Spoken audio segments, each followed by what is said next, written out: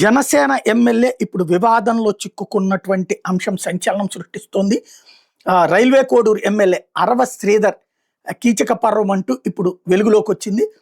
ఫేస్బుక్లో పరిచయమైనటువంటి ఓ మహిళా ఉద్యోగిని మీద వేధింపులకు గురి చేశాడు. అమ్మాయి ప్రభుత్వ ఉద్యోగి. ఆమెను భయపెట్టి ఏడాదిన్నరగా అత్యాచారం చేశాడు. తల్లిదండ్రులు లేదట ఆమెకి. దాంతో ఆ ఉద్యోగిని ఉద్యోగం తీసేస్తాను భయపరిస్థితి లోబర్చుకుని కోరిక తీర్చుకోవడంతో పాటుగా ఆమెను గర్భిణిని చేశాడు. 3 ఏళ్ల కొడుకు ఉంటే చంపేస్తానని బెదిరించారు అంటూ తాను ఎమ్మెల్యేని ఏమైనా చేయగలనంటూ మహిళ మీద వేధింపుల పర్వం కొనసాగించాడు. కోరిక తీర్చాలంటూ వేధింపులు, ఫోన్ కాల్స్తో అమ్మాయి భయపడిపోయింది. ఆ తర్వాత పెళ్లి చేసుకుంటా అని చెప్పి కొంతకాలం పాటు ఆమెను కంట్రోల్ చేసుకొచ్చాడు. ఆమెకు ఆల్రెడీ పెళ్ళయి ఉంది. భర్తకు విడాకులు ఇవ్వమని చెప్పి ఆమె మీద మళ్ళీ బెదిరింపులకు గురి చేశాడు. మహిళకు విడాకులు ఇవ్వాలంటూ ఆమె భర్తకు కూడా ఫోన్ చేసి మరీ బెదిరించాడు. అంటే తను పెళ్లి చేసుకుని కాపురం చేస్తానంటే ఆవిడకి అభ్యంతరం లేదు. మరి అతనికి పెళ్లి అయిపోయిందో లేదో తెలియదు. పెళ్లి ఈ అమ్మాయిని, ఆ తల్లిదండ్రులు లేని అమ్మాయిని ముందు భయపెడితే తర్వాత అమ్మాయి పెళ్లి బిడ్డ ఉంటే కూడా మళ్ళీ ఆ అబ్బాయిని వదిలిపెట్టేయమని చెప్పేసి అబ్బాయిని బెదిరించి ఈ అమ్మాయిని బెదిరించి మహిళకు కూడా విడాకులు ఇవ్వమని ఆ భర్తకు ఫోన్ చేసి మరి బెదిరించాడట. ఆ భర్త సాఫ్ట్వేర్ ఉద్యోగం చేస్తున్నట. అతను బెదిరిపోయాడు. దాంతో అతనికి అమ్మాయికి కుటుంబ కలహాలు వచ్చినాయి. అంటే తన కుటుంబాన్ని విచ్ఛిన్నం చేసి తన కోరికలు తీర్చుకోవడానికి బ్లాక్మెయిల్ చేస్తున్నాడంటూ ఇప్పుడు ఆ మహిళ రోడ్డు మీదకి వచ్చింది. ఓపెన్గా స్టేట్మెంట్ ఇచ్చింది. ఆ ఎమ్మెల్యే అరవ శ్రీధర్ మూలంగా తను గర్భవతిని అయ్యానని బెదిరించి అబార్షన్ చేయించాడంటూ చెప్పుకొస్తోంది. అది ఇప్పుడు సంచలనం సృష్టిస్తోంది. ఆ వీడియోలో ఉన్న ఆ మహిళను నేను రైల్వే కోడూరులో గవర్నమెంట్ జాబ్ చేస్తూ ఉంటాను. గత సంవత్సరంన్నర ముందు జూన్ 14, 2024లో రైల్వే కోడూరు ఎమ్మెల్యే అయిన అరవ శ్రీధర్ గారికి నేను కంగ్రాచ్యులేషన్స్ చెప్దామని చెప్పేసి ఫేస్బుక్ ద్వారా మెసేజ్ చేయడం జరిగింది. అతను మొదటి రోజు అయినా సరే నాతో 2-3 గంటలు మాట్లాడారు. లాస్ట్లో అతని నెంబర్ నాకు ఇచ్చి నా నెంబర్ అతను తీసుకున్నారు. టెలిగ్రామ్ అనే యాప్లో నాకు మెసేజ్ చేశారు. నా గురించి అంతా తెలుసుకుంటూ వచ్చారు. అంటే నువ్వేం చేస్తూ ఉంటావు, ఎక్కడ ఉంటావు, నీకు పెళ్ళయిందా, నీ భర్త ఏం చేస్తాడు, పిల్లలు ఉన్నారా, ఇదంతా తెలుసుకుంటూ వచ్చారు. నా భర్త నాకు దూరంగా ఉంటున్నాడు అనేసి తెలుసుకున్నారు. నేను నా బాబుతో ఉంటాననేసి నేను చెప్పాను. అలా అనుకోవద్దు, నువ్వేం ఒంటరివి కాదు, నీకు నేనున్నాను, ఎటువంటి సిచ్యువేషన్ అయినా సరే నేను నీకు ఉంటాను అని చెప్పేసి నెక్స్ట్ డే నుంచే నాకు అటువంటి ప్రామిసులు చేయడం జరిగింది. అటువంటి భరోసాలు ఇవ్వటం జరిగింది ఆయన నుంచి. సరే అని చెప్పేసి నేను నార్మల్గానే మాట్లాడుతూ వచ్చాను. ఒక 2 రోజుల తర్వాత ఆయన నా న్యూడ్స్ అడగడం స్టార్ట్ చేశారు. వీడియో కాల్స్ చేయని చెప్పేసి బలవంతం చేయడం స్టార్ట్ చేశారు. ఇదంతా కరెక్ట్ కాదండి అనేసి నేను అన్నప్పుడు అతను చాలా ఫాస్ట్గా టర్న్ అయిపోయి సీరియస్ అయిపోయి నన్ను బెదిరించడం జరిగింది. ఇది నా కోడూరు, నా నియోజకవర్గం, నువ్వు ఒక చిన్న ఎంప్లాయీవి, నీకు ట్రాన్స్ఫర్ చేయాలన్నా సరే నేనే దిక్కు, నీ మీద ఎంక్వైరీలు వేయిస్తాను, నీ కొడుకు నువ్వు ఒక్కరే ఉంటారు, జాగ్రత్త మరి చూసుకో అని చెప్పేసి బెదిరించడం జరిగింది. అయినా కూడా నేను న్యూస్ పంపలేదు. కానీ దాని తర్వాత నుంచి కలుద్దామని చెప్పేసి నన్ను చాలా టార్చర్ చేయడం జరిగింది. కలుస్తావా లేదా అని చెప్పేసి బెదిరించడం జరిగింది. నేను కలవను అని చెప్పేసి జూన్ 14 నుంచి ఒక 20 రోజుల దాకా నేను అసలు కలవను అని చెప్పేసి భయపడుతూనే చెప్పాను. భయపడుతూనే నేను ఇగ్నోర్ చేస్తూ వచ్చాను. ఆయన ఒకసారి అన్నారు, నీ కొడుకు నువ్వు ఒంటరిగా ఉంటారు, చూసుకో, నీ కొడుకు ఏమైనా అయితే నన్ను అడగద్దు అనేసి భయపెట్టడం జరిగింది. సరే అని చెప్పేసి నేను జూలై 9, 2024లో ఫస్ట్ టైం కలిశాను అతన్ని.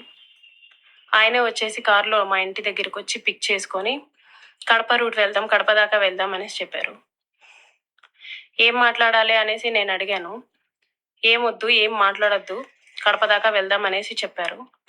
కడప దాకా వెళ్లకుండానే రాజంపేట దగ్గర ఏదో పల్లె దగ్గర ఆపేశారు.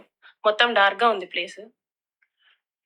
ఎందుకండి ఆపారు అనేసరికి నాకు నువ్వు సెక్షువల్గా కావాలి అనేసి అడిగారు. లేదండి, నేను సెక్షువల్గా కుదరదు, నేను అలాంటి దాన్ని కాదు అనేసి చెప్పాను. నేను అలా చెప్పేలోపే నా ప్రైవేట్ పార్ట్స్ని టచ్ చేయటం, నన్ను బలవంతంగా దగ్గరికి తీసుకోవడం లాంటివి జరిగాయి. నేను కార్ డోర్ ఓపెన్ చేయడానికి ట్రై చేశాను. అతను నా జుట్టు పట్టుకొని వెనక్కి లాగేసి నన్ను గట్టిగా కొట్టారు. 2-3 సార్లు కొట్టారు. చాలా గట్టిగా కొట్టి కార్ సీట్ని అడ్జస్ట్ చేసేసి నా మీదకొచ్చేసి నన్ను చాలా బలవంతంగా రేప్ చేయడం జరిగింది. నేను అరవడానికి ట్రై చేస్తుంటే నన్ను చాలా గట్టిగానే కొడుతూ వచ్చారు. అలా నా మీద ఫస్ట్ అటెంప్ట్ జరిగింది. నన్ను ఇంటి దగ్గర డ్రాప్ చేసి నేను దిగుతున్న టైంలో, "నువ్వు ఈ విషయం ఎవ్వరికైనా చెప్పినా సరే నువ్వు కొలాప్స్ అయిపోతావు. నీ ఫ్యామిలీ కొలాప్స్ అయిపోతుంది. స్పాయిల్ చేసేస్తాను" అని చెప్పేసి నాకు చెప్పడం జరిగింది. నేను ఆ భయంతో వెళ్ళిపోయాను. ఇంటికి వెళ్ళిపోయాను. నేను మా బాబే ఉంటాము. నెక్స్ట్ డే కూడా ఆయన కలుద్దాం, మాట్లాడాలి అని చెప్పేసి బెదిరిస్తూ వచ్చారు. అలా నాకు ఆగస్ట్ ఎండింగ్‌లో నా ఫస్ట్ ప్రెగ్నెన్సీ అతని వల్ల వచ్చింది. ఈ విషయం నేను అతనికి చెప్పాను. చెప్తే అబార్షన్ చేయించుకో వెంటనే అనేసన్నారు. నేను అబార్షన్ చేయించుకోవట్లేదు. నీ వల్ల నాకింత జరిగింది. నేను అబార్షన్ చేయించుకోవట్లేదు అంటే అప్పటికి నన్ను బెదిరించారు. నువ్వు అబార్షన్ చేయించుకుంటే నువ్వు బ్రతుకుతావు. నీ ఫ్యామిలీ బావుంటది. నీ ఉద్యోగం బావుంటది. లేకపోతే నా గురించి నీకు తెలుసు అని చెప్పేసి చెప్పడం జరిగింది. నేను అబార్షన్ చేయించుకోను. ఎట్టి పరిస్థితుల్లో అబార్షన్ చేయించుకోను అనేసి నేను వాదిచ్చాను.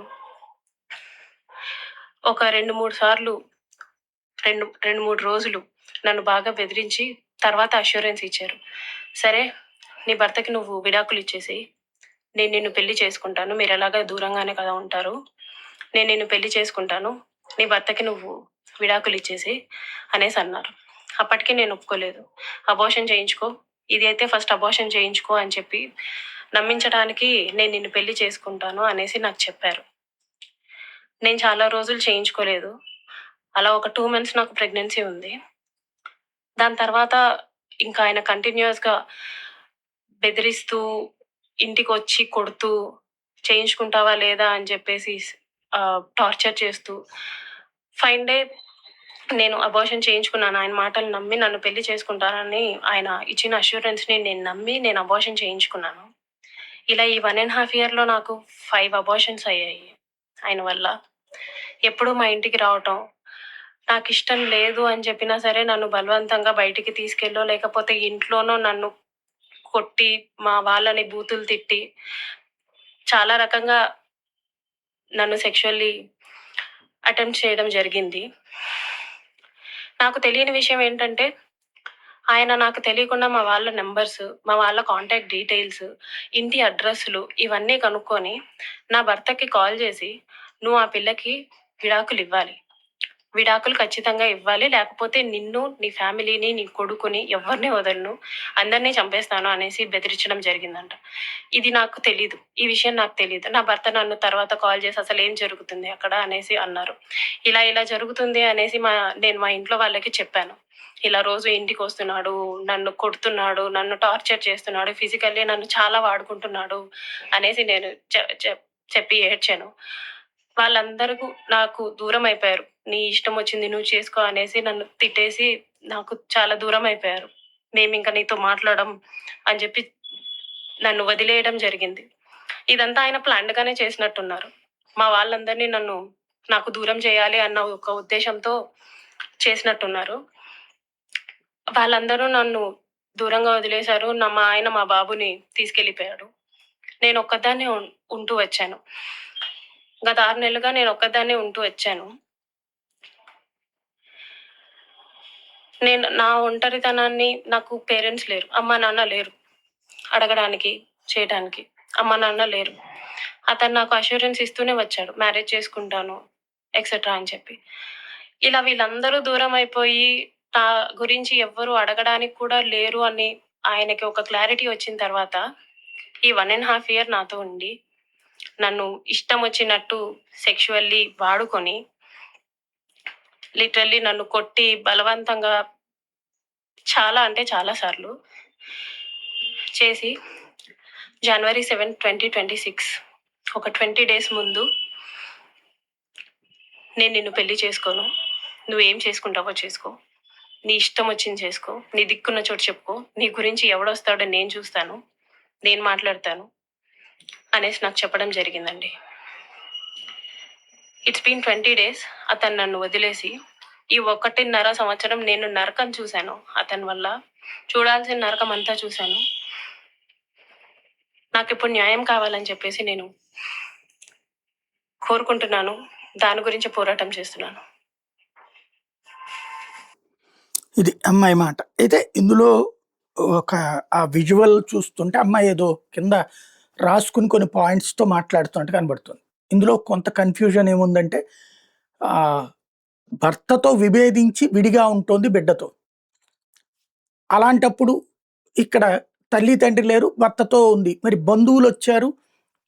వాళ్ళని బెదిరించాడీయన. అట్లాగే భర్తని బెదిరించాడు అంటోంది. ఇప్పుడు ఎమ్మెల్యేతో గొడవైనప్పుడు అక్కడికి వెళ్ళిపోవాలా? లేకపోతే భర్తతో అప్పుడే చెప్పి ఉండాలి. తర్వాత ఎమ్మెల్యే రేప్ చేసి ఉంటే కంప్లెయింట్ అప్పుడే ఇచ్చి ఉండాలి.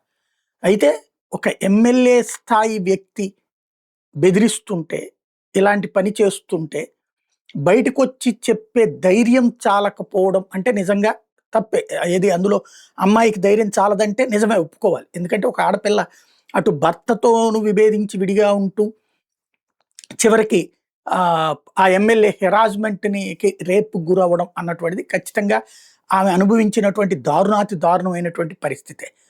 అయితే ఈ మొత్తం వ్యవహారానికి స్పష్టత రావాల్సింది. ఎందుకంటే ఇక్కడ ఒకటి భర్త అంతకుముందు భర్తతో విభేదించుంది. విడిగా ఉంటోంది.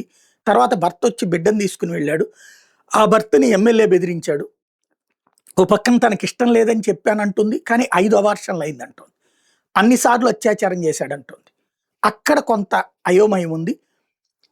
ఓవరాల్‌గా అయితే మాత్రం. మిగతాది మొత్తం ఈ కేసు ఖచ్చితంగా ఆ అమ్మాయి ఇష్టపడి అతనితో సంసారం చేస్తే క్రైమ్ గాదు. మేబీ పెళ్లి చేసుకుంటానని నమ్మించడం వల్ల అంగీకరించి భర్తతో విడాకులకు గూడా ఆమె రెడీ అయ్యి, ఆ భర్త విడాకులు ఇవ్వడానికి గూడా రెడీ అయ్యి బిడ్డను గూడా తీసుకెళ్ళాక ఈయన మోసం చేసుంటే ఇప్పుడు ఎదురు తిరుగుండాలి.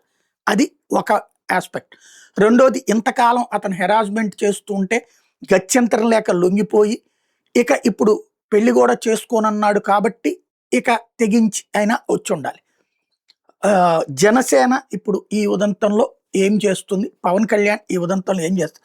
మొన్న ఈ మధ్యనే ఒక ప్రెస్ నోట్ కూడా రిలీజ్ చేశారు గదా! ఏదో ఇట్లాంటి వ్యక్తిగత సంబంధాలు అన్నటువంటిది పార్టీ మీద కుట్రలు జరుగుతున్నాయని అందులో భాగమేనా ఇది రేపో మాపో బయటకొస్తుందన్న ఉద్దేశంతో అట్లాంటి ప్రెస్ నోట్ రిలీజ్ చేశారా అన్నది కూడా ఇప్పుడు డౌట్.